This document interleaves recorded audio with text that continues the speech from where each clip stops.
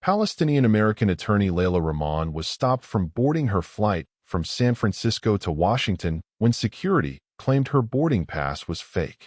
She calmly showed her ID, but the video recorded by nearby passengers instantly went viral. 48 hours later, the truth came out, igniting a scandal that shook not only the airline but the entire aviation industry. Because Layla wasn't just a passenger, she was the head of that airline's legal department. Before the story starts, drop a comment. Which city are you watching from? And if you stand for justice and equality, share this story and subscribe to our channel. Together, we can make our voices stronger. San Francisco International Airport's Terminal 2 buzzed with the controlled chaos of Monday morning departures. Layla Rahman stood in the boarding line for Flight 447 to Washington Dulles, her leather briefcase in one hand and her phone in the other, as she reviewed legal briefs for tomorrow's congressional testimony on airline passenger rights. At 38, Layla had spent the last decade climbing through the ranks at Apex Airlines' legal department, eventually becoming chief legal counsel 2 years ago. She managed a team of 47 attorneys, oversaw every major lawsuit and regulatory compliance issue, and had personally saved the company over $300 million in potential litigation costs. Today's trip to D.C. was for testimony she'd been preparing for months. Ironic timing for what was about to happen. She wore a navy pantsuit, modest gold jewelry, and her dark hair pulled back in a professional bun. Her Palestinian heritage showed in her features and her name. But after 15 years in corporate law, she'd learned to navigate predominantly white spaces with the careful balance of competence and composure that minority professionals master out of necessity. Boarding Group 2, please approach the gate. The announcement crackled overhead. Layla moved forward in line, her Apex Airlines Platinum status ensuring she'd board early. She'd made this SF to DC trip dozens of times, knew the flight attendants by name, and had even helped draft the boarding procedures currently being used. The gate agent, a young woman named Sarah Mitchell with barely 6 months on the job, smiled automatically at each passenger as they scanned their boarding passes. But when Layla stepped forward and extended her phone with the digital boarding pass, Sarah's smile faltered. "One moment, please," Sarah said, her fingers moving uncertainly over the scanner. The device beeped negative. She tried again. Another negative beep. Sometimes the screen brightness affects the scanner. Layla offered helpfully, adjusting her phone. "Would you like to manually enter the confirmation code?" Sarah's expression had shifted from uncertainty to something else, suspicion mixed with discomfort. "Ma'am, I'm getting an error message. This boarding pass isn't showing as valid in our system." Layla's stomach tightened with the first flutter of concern, but she kept her voice professional. "That's strange. I received it directly from the Apex app this morning. My confirmation number is 7X4J9P. Would you like to look it up?" Instead of checking the computer, Sarah called over her supervisor, Mark Chun, a 10-year veteran who'd worked with Layla before. But Mark was at another gate, and the supervisor who responded was Diana Brooks, transferred from another hub just last week. "What's the issue?" Diana asked, not even glancing at Layla, addressing Sarah instead. "This boarding pass isn't scanning properly. I think it might be fraudulent." The word fraudulent dropped into the conversation like a stone into still water, creating ripples that spread quickly through the boarding line. Passengers behind Layla began shifting restlessly. A businessman sighed loudly, checking his watch. A mother with 2 children craned her neck to see what was causing the delay. "Fraudulent," Layla repeated, her attorney's training kicking in as she carefully modulated her tone to remain calm. "I can assure you this is a legitimate boarding pass. I'm a frequent flyer on this route. My name is Layla Rahman, and I'd be happy to provide additional identification." Diana finally looked at Layla directly, and something in her expression made Layla's heart sink. She'd seen that look before, the subtle tightening around the eyes, the slight drawing back, the instant categorization based on appearance and name. In a split second, Diana had assessed Layla's Middle Eastern features and Arabic name and made assumptions that had nothing to do with boarding passes or flight schedules. Ma'am, fraudulent tickets are a serious security concern, Diana said, her voice taking on an official tone. I'm going to need you to step aside while we verify your documentation.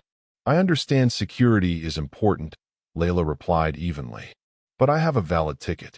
Here's my driver's license, my Apex Platinum frequent flyer card, and my credit card showing the purchase.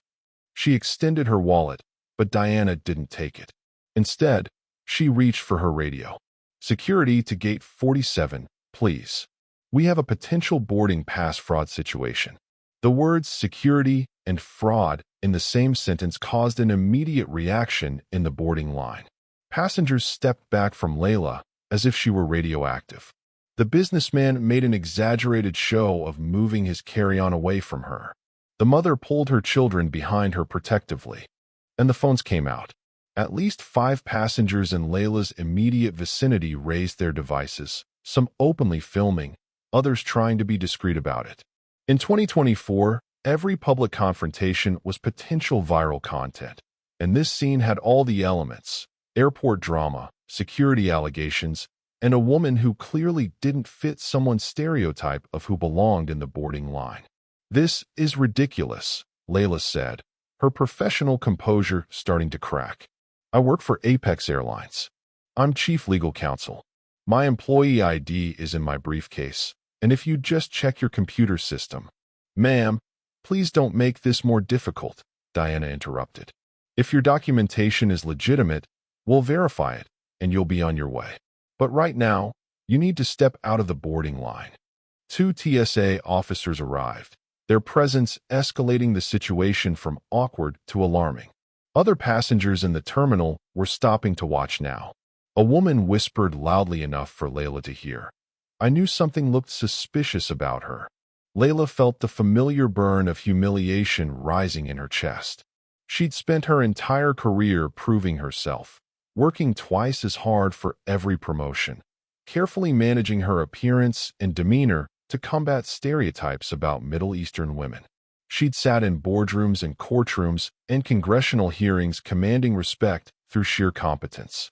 And now she stood in an airport terminal of her own airline, being treated like a criminal because of her name and face. Officers, my name is Layla Rahman, she said clearly, aware that multiple cameras were recording. I'm chief legal counsel for Apex Airlines. My employee ID number is AL7423. I have a valid boarding pass for this flight, along with platinum status.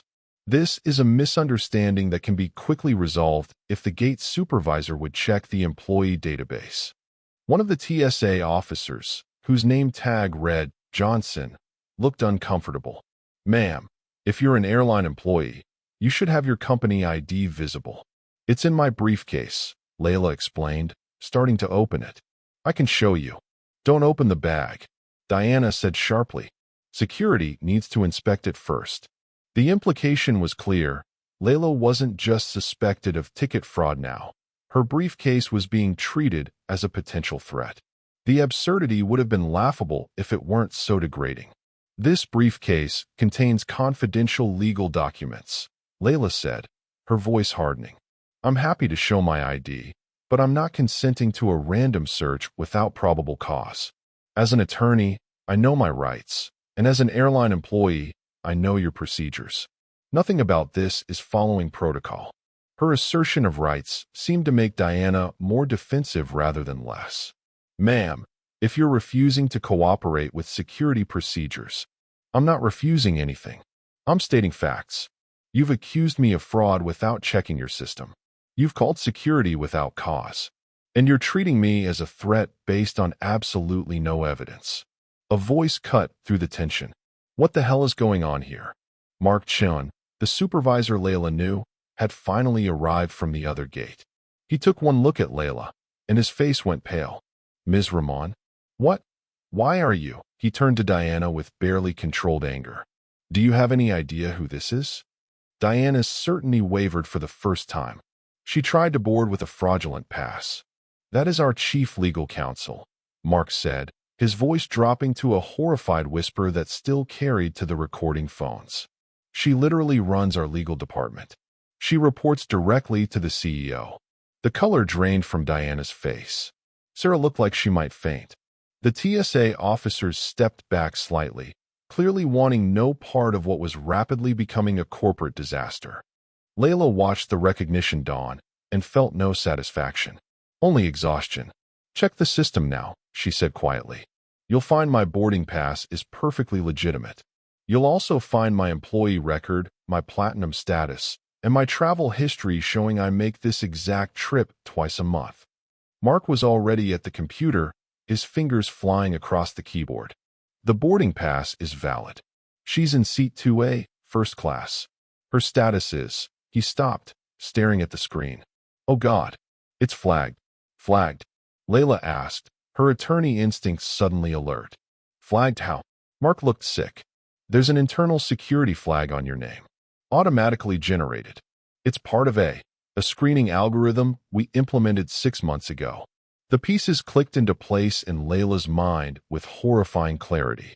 6 months ago, Apex had contracted with a third-party security firm to implement automated passenger screening. The system was supposed to flag potential security risks based on travel patterns and other data points. Layla had reviewed the contract personally, had even signed off on it. But she'd never examined the algorithm itself, never questioned what criteria it used to determine who was suspicious. "The algorithm flagged me," she said slowly, "because of my name. And probably my travel to DC, my Palestinian heritage, my..." "We didn't know," Mark interrupted desperately. "The system runs automatically. We don't see the criteria. It just generates flags, and we're supposed to verify." "You're supposed to verify before accusing passengers of fraud," Layla said, her voice cold now. "You're supposed to check the system before calling security. You're supposed to treat customers with dignity, not suspicion." She turned to the gathering crowd, to the cameras still recording. "My name is Layla Rahman. I'm Chief Legal Counsel for Apex Airlines. 6 months ago, my own company implemented an algorithm that just flagged me as a security risk. And instead of following proper verification procedures, your employees assumed I was a criminal. They called me fraudulent. They summoned security. They treated me like a threat. All because of my name and my face." Her voice was steady, but her hands trembled with suppressed emotion. This is what profiling looks like in 2024. Not overt racism, but algorithms and assumptions and security protocols that somehow always seem to target the same people. And if this can happen to me, someone with power, status, and legal expertise, imagine what happens to passengers who don't have those protections. The silence that followed was deafening. Diana looked like she wanted the floor to swallow her. Sarah was crying. Mark had his phone out, clearly already calling corporate headquarters. "Ms. Rahman, I am so deeply sorry," Mark began, but Layla held up her hand. "Your apology doesn't fix this. But here's what will. I'm boarding this flight. I'm going to Washington for my congressional testimony on passenger rights.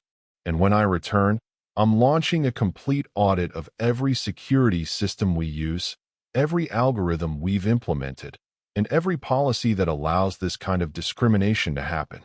Either Apex Airlines becomes a leader in civil rights compliance, or I take everything I know to the federal regulators and the media." She picked up her briefcase and boarding pass. "Now, may I board my flight?" Mark nodded frantically, practically running to scan her pass himself. "Of course, Ms. Rahman. Please, we'll upgrade you too." "I don't want an upgrade. I want systemic change."